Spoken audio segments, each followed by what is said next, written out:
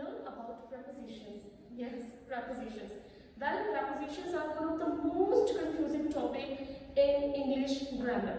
So in today's lecture, I'll try my best to give you the detailed knowledge on prepositions. So before any further delay, let's get it started. So prepositions.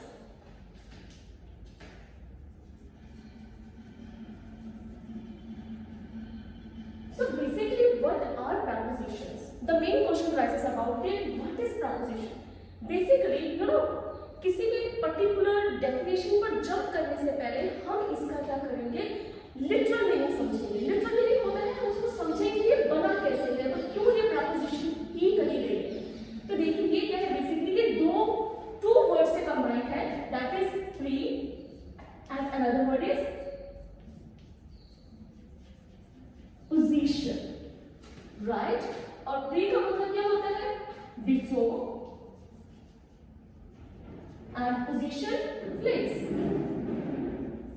तो अगर हम इसका preposition का complete meaning निकालें तो ये कहता है कि prepositions are basically a word that comes before a noun.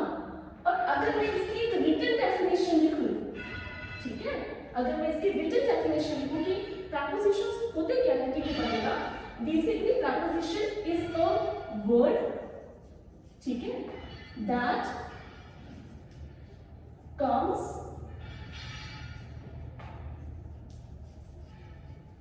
before noun and it shows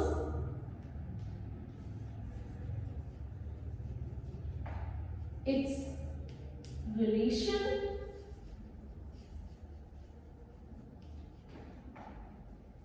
with the another word.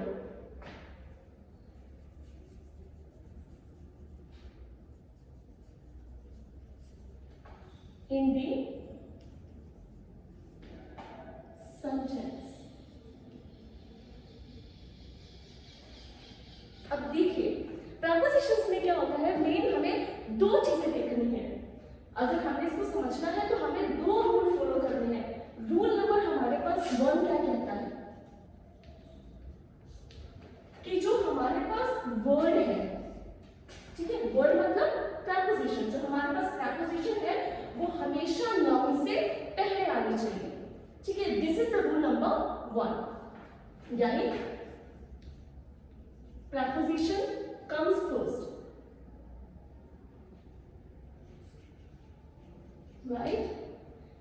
ये तो हुआ हमारे पास फर्स्ट रूल. और सेकेंड रूल हमारे पास ये कहता है कि दिस वर्ड, राइट, ये जो वर्ड है इस नाउन का हमारे पास जो दूसरे वर्ड्स हैं, जो मेन सेकेंड नाउन है सेंटेंस में, सेम सेंटेंस में, उसका उसके साथ रिलेशन दिखाता हो, राइट? तो this is the second rule. अब देखिए हम इसको करते हैं एक एग्जांपल के थ्रू. ध्यान से देखिए ये एग्जांपल है बेटा. हाँ जी, तो हमारे पास एग्जांपल है like she goes to school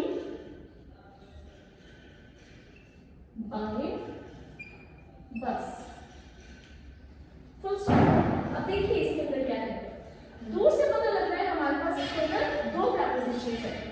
Here comes the to और यहाँ पे है by. अगर मैं इस पूरे सेंटेंस को टू पार्ट्स में डिवाइड करके देखूं तो ये आता है she goes to school, right? तो यहाँ पर जो है टू क्या है हमारे पास? preposition है और यहाँ पे स्कूल हमें क्लियर पता लग रहा है this is the noun, right? तो यहाँ देख लीजिए noun के बाद आ रहा है और ये किसकी पोजीशन बता रहा है? she की.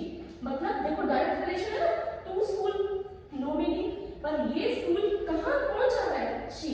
तो ये बेसिकली क्या कर रहा है, ये क्या कर रहा है कि ये टू जो है स्कूल का रिलेशन शो कर रहा है she के साथ. अब सेकंड पर आते हैं. सेकंड पे तो वो ये कहता है बाय बस. तो यहाँ पर हमें पता है बाय. अब वो जाती कैसे है? स्कूल तो वो जा रही है, but how she goes? By bus. ठीक है, तो यहाँ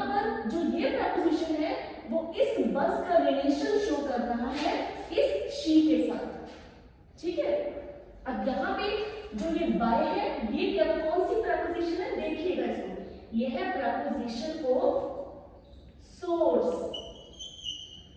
राइट। सोर्स का मतलब ये किस चीज को इस्तेमाल करके जा रही है, बस का इस्तेमाल कर रही है, और बस जो हमें पता है लीडिंग नाउन है, राइट। और इसके अंदर जो ये है हमारी प्रपोजिशन जो टू है, ये कौन सी हमारे पास प्रपोजिशन है, ये है हमारे पास प्रपोजिशन ऑफ डेस्टिनेशन, ठीक है। तो ये चीज जो है प्लीज अपने माइंड में रखिएगा, क्योंकि हर जो प्रपोजिशन है वो अपने आप में कुछ ना कुछ मीनिंग कंसिस्ट करती है। अब ये तो हो गया हमारे पास इसका बेसिकली लिटरल मीनिंग। अब आगे जो हमारे पास एक मेन प्रॉब्लम्स आती है जो बच्चे समझ नहीं पाते हैं, वो होता है कि प्रपोजिशन और एडवर्ब, मतलब हम जो डिस्कस कर रहे हैं, जो हम ये वर्ड्स पढ़ रहे हैं, वो प्रपोजिशन ही है या वो हमारे लिए कोई बेसिकली वर्ब्स है या एडवर्ब्स है। देखिए इसके लिए हम एक एग्जांपल जो है वो कोट करती हूँ मैं आपके लिए, यहाँ इसको ध्यान से देखिए इस एग्जांपल को। मैं यहाँ पे आपके लिए दो एग्जांपल लूंगी। एक एग्जांपल मैंने पिछली भी उठाई है, देख लीजिएगा। शी गोज टू स्कूल, ठीक है। और यहाँ पे मैं सेकेंड एग्जांपल को लेती हूँ, शी गोज इन। तो आप देखेंगे इसके अंदर यह तो फुल स्टॉप लगे। अब पहले वाले सेंटेंस को अगर आप चेकआउट करेंगे तो आप ये देखेंगे टू क्या है, प्रपोजिशन है, वाई इज प्रपोजिशन, क्योंकि टू के बाद जो वर्ड आ रहा है दिस इज नाउन। और जब भी ऐसे वर्ड्स के साथ के पीछे नाउन आता है तो वो प्रपोजिशन बन जाता है। अब सेकेंड वाले में देखिए, she goes in, but where in, तो बेसिकली इसके अंदर जो नाउन है वो देख लीजिए मिसिंग है। तो जब किसी वर्ड के अंदर नाउन मिसिंग हो गया किसी सेंटेंस में, तो ऐसे में जो यहाँ पे इन है वो प्रपोजिशन नहीं बल्कि एडवर्ब की तरह रोल प्ले करता है। तो इसको हम बेसिकली इनको हम एडवर्ब पार्टिकल भी कहते हैं, ठीक है।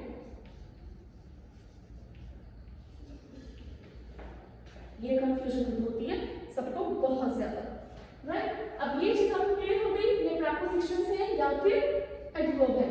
अब हमारे पास आता है कि प्रपोजिशंस को अप्लाई करने के रूल्स क्या है, ठीक है। अब ये तो हमारे पास आ गया मेन। अब हमारे पास आता है कि प्रपोजिशन जब भी हम बनाते हैं, प्रपोजिशन लगाए जाते हैं, तो इसके लिए पर्टिकुलर रूल्स क्या होते हैं। अब ये देख लीजिएगा, ये भी बहुत इंपॉर्टेंट है, क्योंकि अगर आपको रूल समझ में आ गया तो आपको प्रपोजिशन को समझने में जो है वो बहुत ज्यादा आसानी हो जाएगी।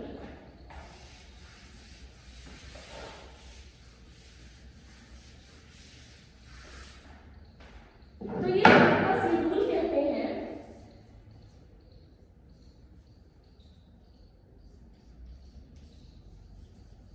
प्रपोजिशन के साथ हमेशा आगे क्या आता है, ना।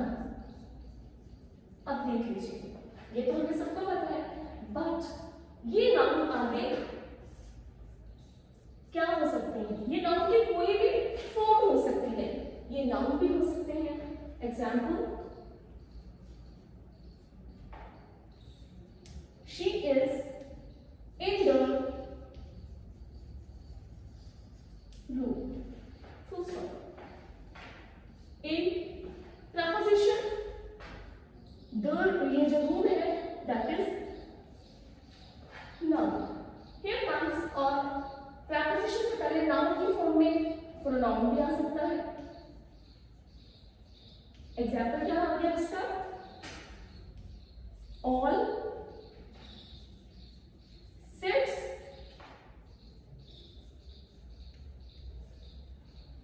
beside me। अब इसके अंदर देखिए, ये प्रपोजिशन है और ये मी क्या है, प्रोनाउन है, ठीक है। तो ये नाउन की फॉर्म है, तो अपने आप में ये हमारा जो सेंटेंस है सेकंड, ये भी हमारा क्या है, प्रपोजिशनल सेंटेंस है। Here come the third point.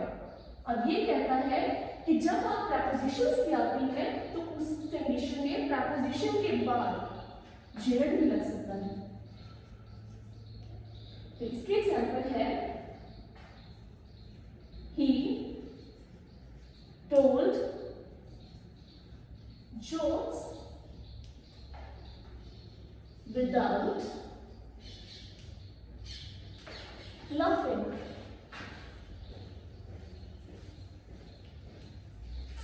तो यहां देखेंगे जो विदाउट है ये हमारे पास प्रपोजिशन है और जो ये लाफिंग है वो हमारे पास जेरड है। और हमारे पास इसमें नेक्स्ट आ जाता है वो है हमारे पास फ्रेज। ये भी फ्रेज जो है ये भी क्या है हमारे पास नाउन का एक पार्ट है। अब एग्जांपल आती है he dropped the car to the lush green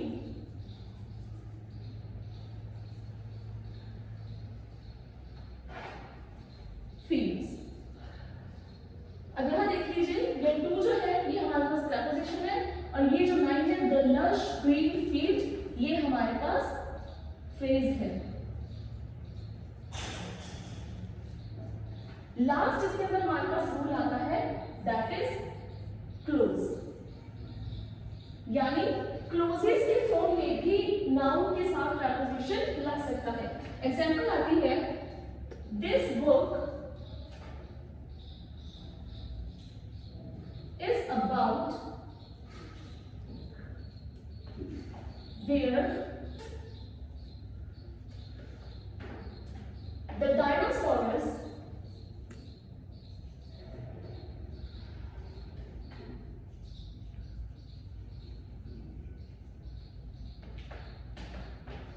laid their eggs।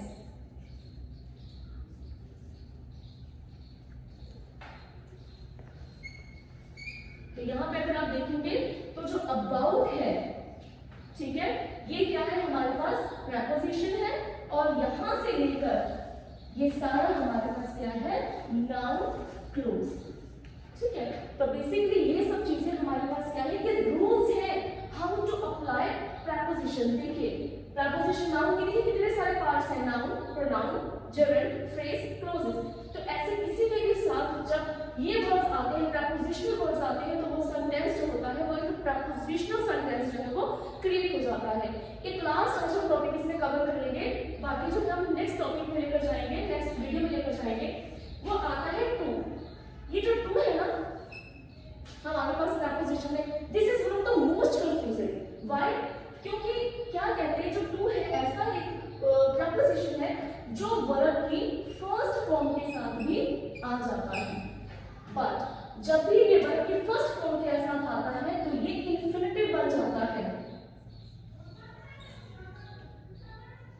कैसे? अब मैंने आपको प्रपोजिशन के रूल में बताया था कि जो प्रपोजिशनल वर्ड्स होते हैं वो नाउन से पहले आते हैं और इसके अंदर बताएंगे कि अगर वर्ब से पहले टू आ जाता है तो वो इंफिनिटिव बन जाता है। एग्जांपल में मैं आपको बाद में बताता हूँ, पहले मैं आपको ये बता देती हूँ कि टू के बाद अगर नाउन आ जाता है तो अगेन फिर वो क्या हो जाता है हमारे पास प्रपोजिशन बन जाती है। अब इसके एग्जांपल फाइनल की क्या आती है जैसे he looked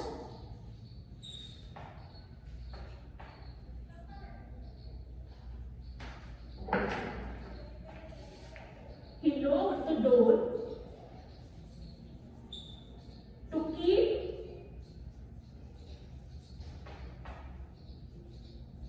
everyone out। अब देखिए इसके अंदर क्या है डोर टू के बाद क्या आ रहा है वर्ब की फर्स्ट फॉर्म। तो ऐसी कंडीशन में जो ये सेंटेंस है वो इन्फिनिटिव है ना कि प्रपोजिशंस है। ठीक है चलिए अभी जो है हम इसके आगे का जो टॉपिक है लाइक जिसके अंदर हम सारे यूजेस करेंगे कि कैसे कैसे यूज होता है। अभी ये टॉपिक हमारा बहुत बड़ा टॉपिक होने वाला है क्योंकि ये अपने आप में बहुत ज्यादा बड़ा टॉपिक है। उसके अंदर हम करेंगे uses of preposition. Till then thank you so much and have a nice day।